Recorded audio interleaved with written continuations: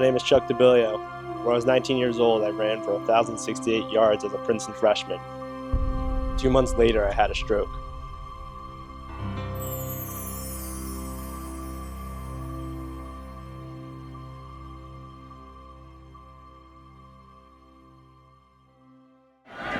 Looking for Jackson. Ligori tipped up, and Cameron Sandquist takes it out of midair, and he is gone. Cameron Sandquist takes it out of midair, takes it 59 yards. Sherman, left side, trying to get low. Touchdown! Keith Sherman from 2 yards out should seal it for the Mountain Hawks. Princeton had 5 straight losing seasons. Had a coaching change after 2009. Bob Surace took over. His first year, 2010, Princeton goes 1-9, and his first full recruiting class obviously included Chuck Dibilio.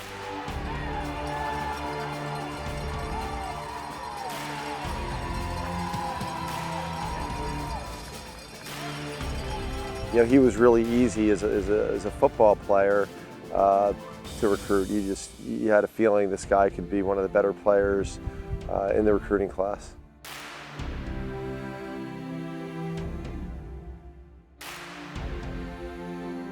He enjoyed it, how hard he worked at it, and then what a good person he was. He was always a good teammate. He always cared about his other players. And so that's what was always something I was most proud of, was just how much he committed everything to playing the sport and was always trying to be the best he could be, but was very humble about it along the way. My freshman year of high school, I still wanted to play college basketball. And that same year, my freshman football season, I was on the freshman team, but had an amazing season. And at that point, I think there was a 1-9 record that year.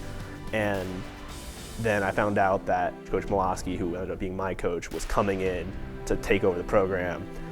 And he had a state championship with other high school teams and that before. So at that point, talking with my dad and just other elements that came into the decision, I was like, all right, I might want to switch this and focus more on football. And from that point on, that's all I would want to do is just speed workouts, lift weights, literally anything. That's all I wanted to do. And so around that end of freshman year is when I really turned it on to try and play college football.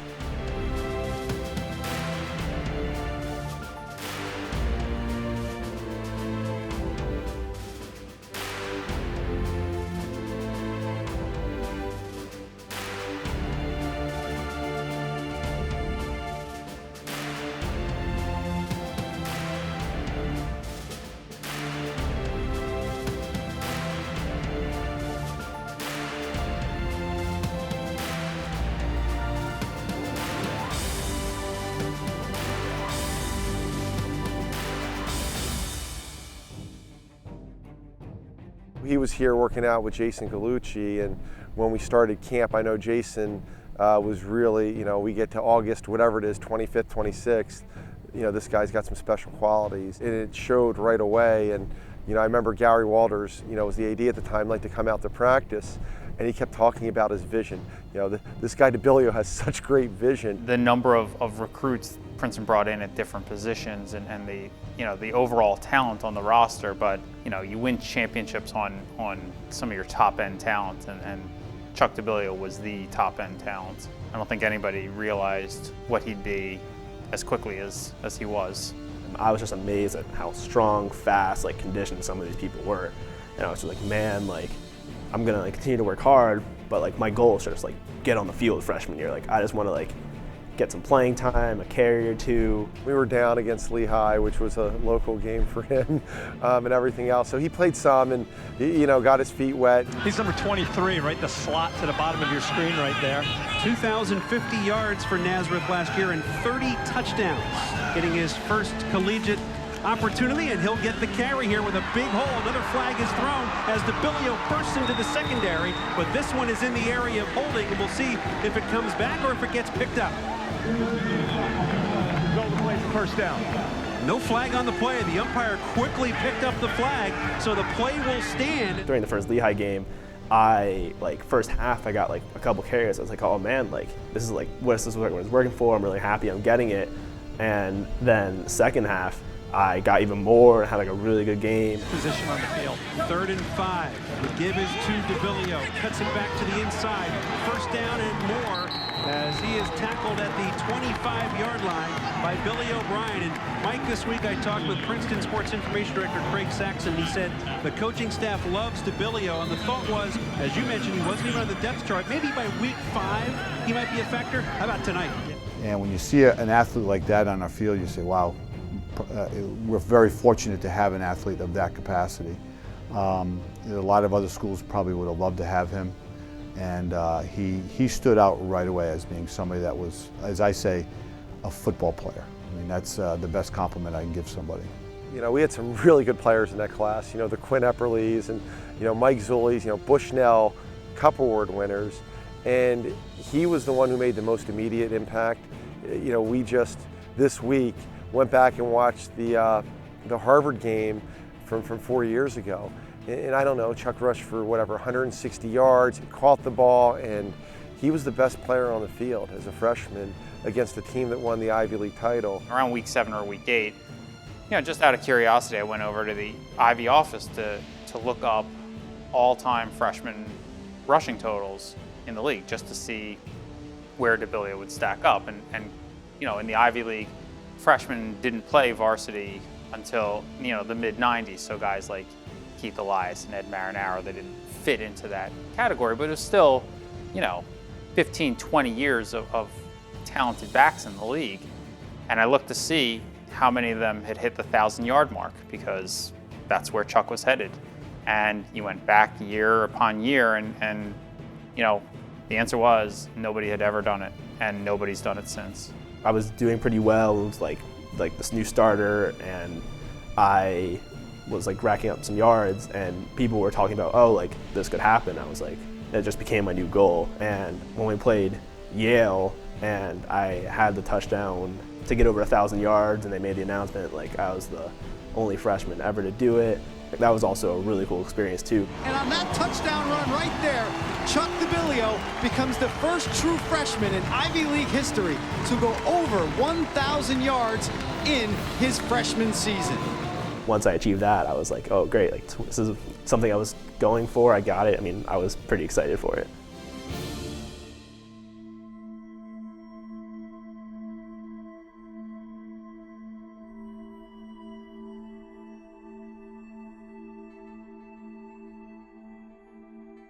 I was recruiting down in Texas, down in Houston, and I'd gotten back after a home visit. It was late at night. I was literally just about to go to bed, and my phone rang. Got off the elevator, opened my phone up, and there was a bunch of text messages and voice messages.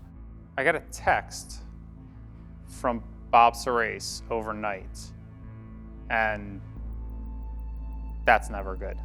I had just gotten home from an evening meeting. It was around 9:30, and I'm sitting there and thinking, I haven't heard from Chucky in a little while, and I'm gonna just send him a text. And I sent him a text, and he didn't respond, which wasn't technically anything surprising from Chucky, and you know, because of how busy he always was.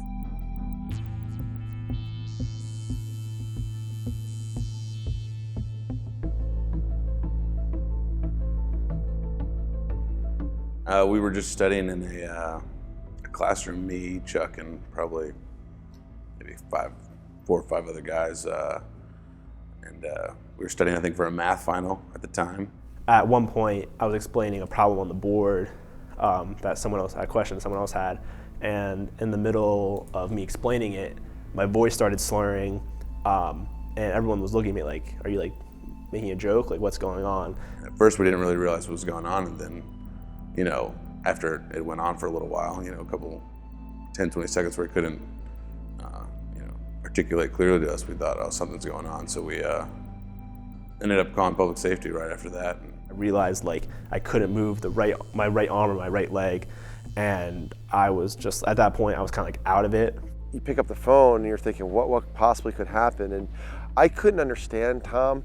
He was so broken up and everything else, but I'm making out bits and pieces of Chuck and stroke and everything else, and I had to tell him, you know, speak slowly, you know, go through this again, because this was such a shock at the time. Go through step by step, and you piece it together, and all you're thinking about is, I got to get back to Princeton. I got to call his family.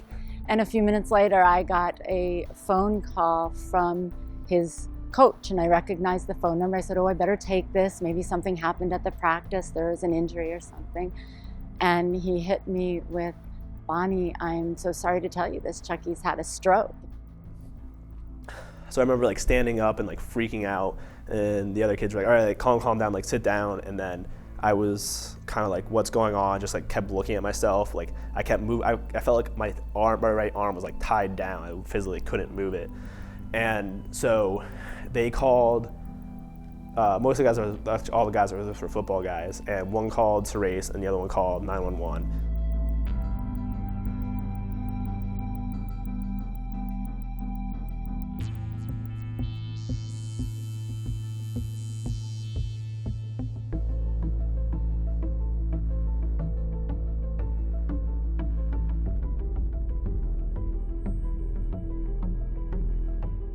Shortly after that, I got a phone call from the emergency room doctor telling me that he was in the hospital and they were about to give him TPA, a medication to break up a clot that is from the stroke, which surprised me even more because I assumed when the coach called me and said he'd had a stroke that he'd had a bleed, which would be more common in someone his age. It's so uncommon for a teenager to end up with an ischemic stroke or a clot that has lodged in his brain.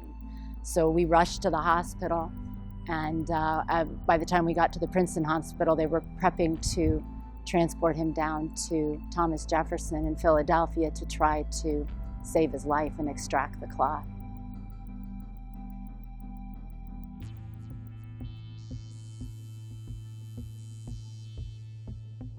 So they take this wire and they pretty much inject it around your groin area, and they take that wire through your body up to your head and inject the TPA directly into the clot.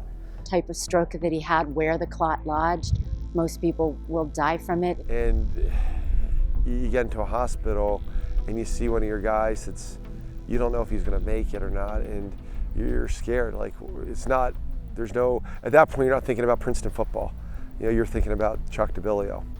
When you're having a stroke like that, you need to intervene within 3 to 4 hours. If you don't get the clot extracted and the blood flow gets cut off for more than 3-4 hours, you're probably not going to be able to recover your function. When she met some of the people that were in the room that came to my hospital room in Jefferson, she was like crying and thanking them because, like, you're completely right, without them, like, I wouldn't be here. People that I am forever indebted to for that evening, first were his football friends that he was with. They were studying for a final exam. The minute he started slurring his speech and fell over, they acted quickly. They called 911. They wasted no time. Because of their actions, they got him to the hospital literally inside of 10 minutes. I don't think any of the guys there, or me included, considered we didn't really save his life. I think we just did something for our teammate that he would have done for us. I mean, it's not really, it's almost second nature, just to help someone when you know something's not right, So I don't think it was, I don't consider myself saving Chuck, but I think I did just what he would have done for, any of us in the same situation. It's horrible to think of any freshman, any college student dealing with a stroke, but it's 99% of the campus that's not going to become newsworthy. Chuck was part of that 1%, and I knew it, and it was just a matter of how quickly it became. And because, he is a local kid. I mean, he's from Bethlehem, which is about an hour away, and he was a star athlete there in basketball, football. He was unbelievable. There was a lot of people who were still following him. And so it didn't take more than a few hours for, the newspapers in the Lehigh area to learn about it. And at that point it was, it was a news story.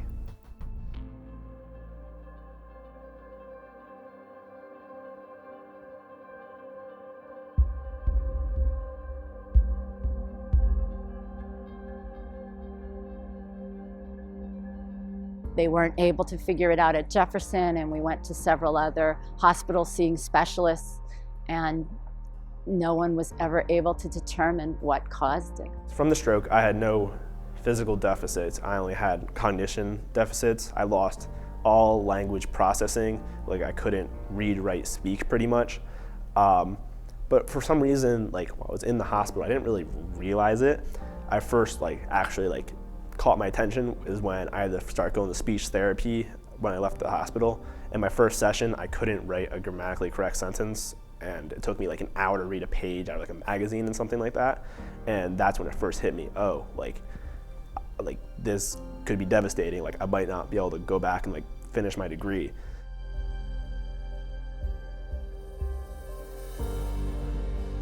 I understood all the medical terms and what they were talking about, and it was complicated as we were trying to get to the bottom of what happened. And so I felt like I could be a part of trying to help come up with the answers, and he sort of leaned on me for support through this, and that meant a lot to me to be able to help him and answer questions for him and work as hard as I could to help him get back to the dream that he hoped he could get back to. He'd gone through the process of being evaluated, being sent different places for different evaluations, and trying to figure out exactly what happened, which is part of the problem. Nobody could ever figure out exactly what happened. And just trying to help him get through that process of, right, we need to figure this out. So I would see him from time to time and just say, you understand what we're doing? So that following football season, I was like, okay, I wasn't happy I wasn't playing, but I understood like what was going on. And then I think like once like the season ended is around the time when I was able to like work out fully again, like, somewhat like correlates. And I think that's when it started hitting me like, all right, like, yeah, I can like work out, but it doesn't guarantee that like I'm coming back. And that's what I think that really hit me. You know, even after we knew he had a stroke, I think everyone thought he was going to come back, because Chuck never gave any sign of, you know, that he wasn't going to try to come back, or never complained about what happened to him. You know, it was always, okay, he'll come back next year, take a year off and come back, you know, and keep playing with us. So it was really never it was obviously a negative, but no one ever looked at it as a negative, I think. You know, I think everyone just kind of thought he was coming back, you know. Like, when I would be working out, all I would think about was like just getting back on that field, having that like comeback story. That's like all I would think about, and that's when it really like hit me. All right, like, yes, I really want to play again, and yes, I know like that might not happen.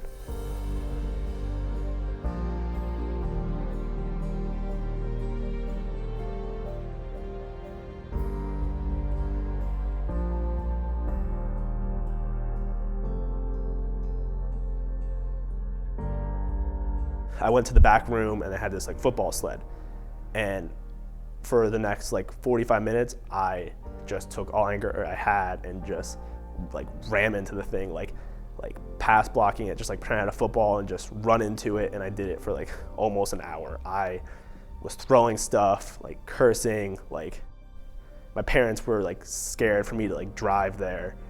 I don't know, I've never experienced so much anger in one instance. And then after that, I went over to another room. They had this like punching bag up for half an hour. I wailed on that thing. Like, I don't know. It was just like not a good situation. And then after that, I got like, not everything out, but like I was going out for a while. So I took like a slow jog like through Nazareth, went by the football stadium, kind of stopped there for a little bit, just like reminiscing.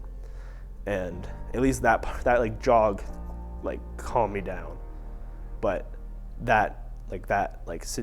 those like 2 hours were like, I don't know, I've never been so angry in my life.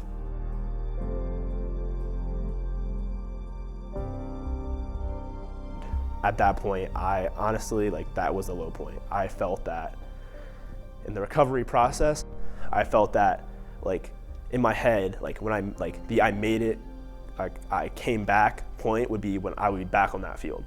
And for me to have to go through all of that and not be able to have that moment that I felt was like I overcame this and I wasn't going to experience it, that was just devastating. I didn't want to talk to anyone. I have never been in such a depressed state like in my life. I just felt so down, like didn't want to talk to anyone. When that decision was finally made and he was hit with, no, you can't return, that was a real down point for him. On my year off, I was dealing with the fact that like I tried to get like my language processing back. All my friends were at college. Like I was just kind of like stuck at home in this like really like bad situation. And I was talking to my mom one time and I was like, hey mom, like I have to be like honest here. I don't know. I mean, like, yes, I understand like my situation isn't bad, but like I just feel like I'm just becoming like less happier and happier like every day. And I was like, I asked her if like, can I like go see like a psychologist or something? And she was like, yeah, of course. The challenge is just helping the emotional health of an outstanding young man and helping him to make sense out of something that does not seem to be very clear and easily manageable. And so with anxiety, the unknowns, and the hurts held inward, my number one focus was helping him to emotionally feel as good as he possibly can while he was going through this complex process. This was a situation where like I had no control over like my outcome. Like how do I like not worry about it? And he described anxiety to me, like his basic definition is like the fear of the unknown. Who am I without football? What is this going to look like for me? What do I put my time and energy towards after the game? And so what's really interesting about Chuck is that every once in a while as a psychologist, like a young man or young woman will come around into your life and you just kind of resonate with them, you click with them, you get it. And I think because of my own journey being similar to some of the aspects Chuck went through, it really enabled me to help him. When I first met Chuck, I was just surprised at, of who he was, just because I heard about the impact he had as a freshman here and the type of player he was. And so I guess the perception I had of Chuck is he was going to be this kind of cocky, arrogant guy who, knew he was, a stud just because, he had an incredible season as a freshman. But when I first met him, I was just so surprised at how humble he was and just how nice of a guy he was. And as I got to know him, it just was so incredible to me that something like that could happen to a person like that, just because, he seems like everything was going the right way for him, and he does everything the right way. And so, it definitely was just, so surreal to me. It's unfortunate. We see it in other circumstances where an athlete has something taken away from them. That's the hardest part of our job, is when we have to take something away from somebody. It's the part that we lose sleep about. It's the part that affects us the most. We realize that these young men and women are somebody else's child, and we have to do what's best for that athlete, that student athlete. He definitely just confused. He was lost, because you play football for so long, you invest so much emotionally and physically in it, and for somebody to tell you that you can't play anymore because of this incident, it's tough. It's hard.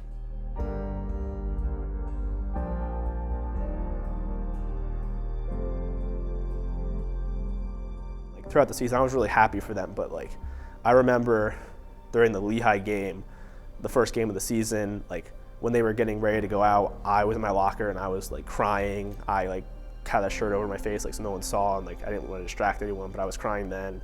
I remember during the Yale game when we were like 7-1, like that game was gonna, if we win that game, we were gonna win the league. It was homecoming. It was this huge, like the crowd was huge, and I remember walking out into like the little area where we were about to run out to the field and that, and everyone was there, and I just couldn't handle it. I went back in the locker room, I was like crying again, and I don't know. I mean, I wanted to be a part of it so bad, but at this like it was such a good like experience for all the guys on the team, and all I wanted to do was just be with them and like join them in it. And it was really hard, like having it be right in front of your face that you couldn't join it. He definitely was confused, and a lot of nights we stayed up talking about it and just trying to see where his head was and where his heart was. But over time, he did develop new passions and kind of understood that everything happens for a reason. When an athlete is in transition such as Chuck, they go through the classic 5 stages of loss. And in the beginning, there's shock, I can't believe this has happened, and then denial, this isn't really going to be the way it is. Then there's an anger phase, which is really the emotional hurt phase. Then there's a bit of a bargaining phase. You know, I don't like this, but maybe I might not be able to play football, but maybe I could. And then finally, the acceptance phase.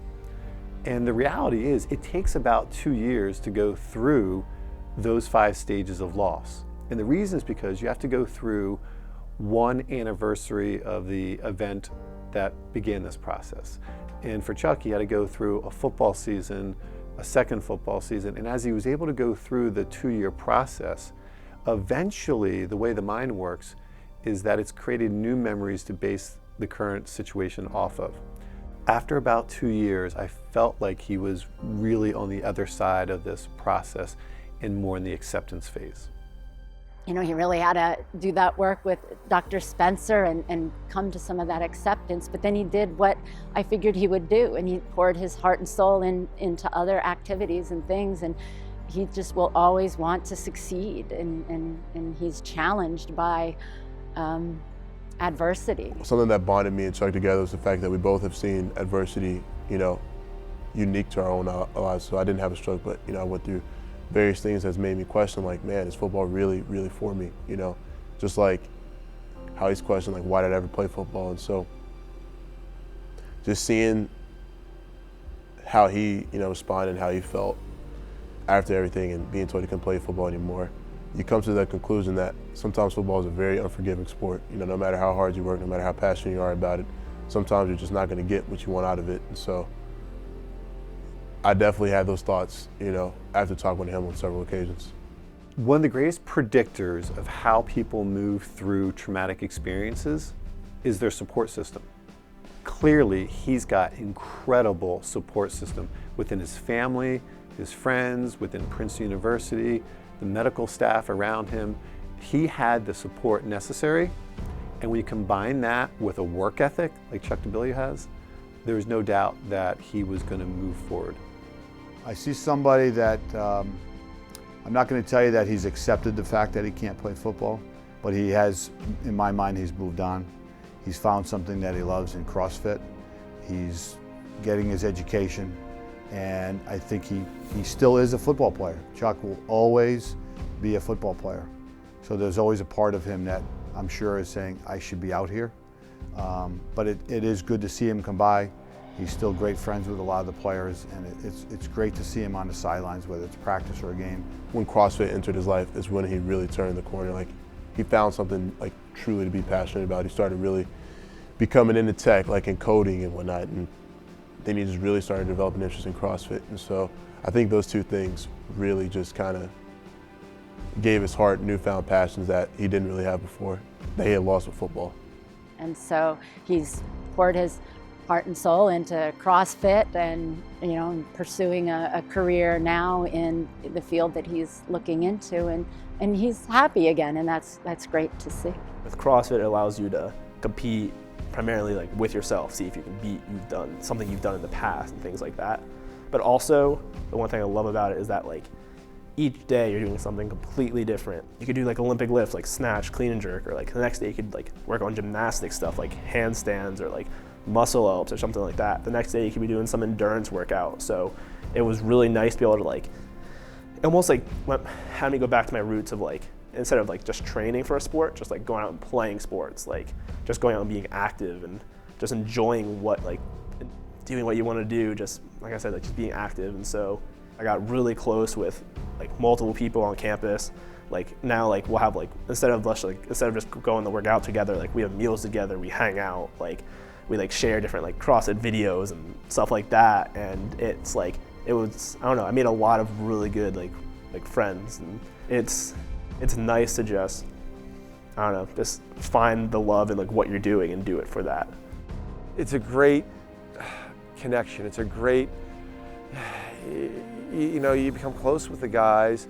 You know, you want to give him his space, and you know how much it hurts him to not be out there, but you love the kid for who he is and what he's been through and what he's doing currently. I mean, he's a great student. He is a positive force, you know, with our team, and you know, they see him, they see what he's doing with CrossFit and see how hard he works, and you know, they admire him. In Chuck's experience, in the beginning, like many athletes, he struggled with being around the guys in the locker room or at a practice. But eventually, because of the camaraderie and the kinship that his teammates showed him, he was able to be around the program. And that just speaks so highly of the culture of Princeton's football program and the character integrity of the people sending the messages from the top down, as well as his teammates, about how they would want to embrace Chuck. It also says a lot about Chuck's emotional resolve and his ability to work through some of these things and enable him to be still close to the game that he loves. It's one of those bittersweet, obviously, because I would have loved to see him play football for 4 years. I would have loved to allow him to realize his dream of playing football. But I'm sure at the time when he walks across that stage and gets his Princeton degree, there's going to be a moment that I'll probably get a little emotional, just because we had no idea what was going to happen with Chuck. You know, at the time, we had no idea. Could he have another stroke? Could something else happen? And here he is. He's this close to obtaining his degree from one of the premier universities in the world, and that's something that I'll feel a little bit of pride about, that he has reached that point. And but again, it is a little bit bittersweet when, and you could say the same thing about any athlete that's had their sport taken away from them.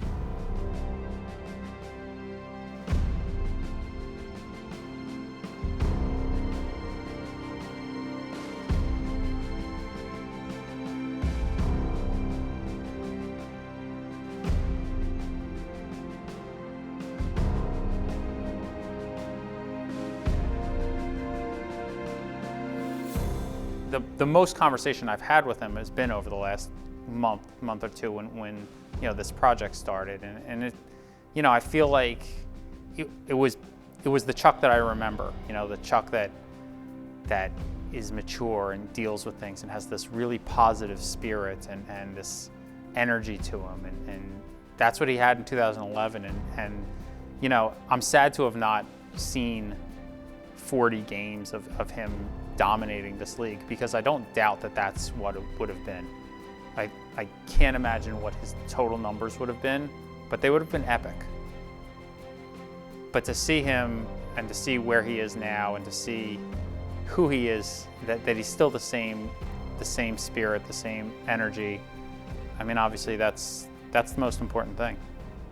So many people wouldn't be able to do that. So many people would have just quit a long time ago and said, you know what, because football didn't work out for me, because, you know, this team didn't allow me to play football for them again, I'm just gonna say screw everything and, you know, not really care about this or support my friends that are out there.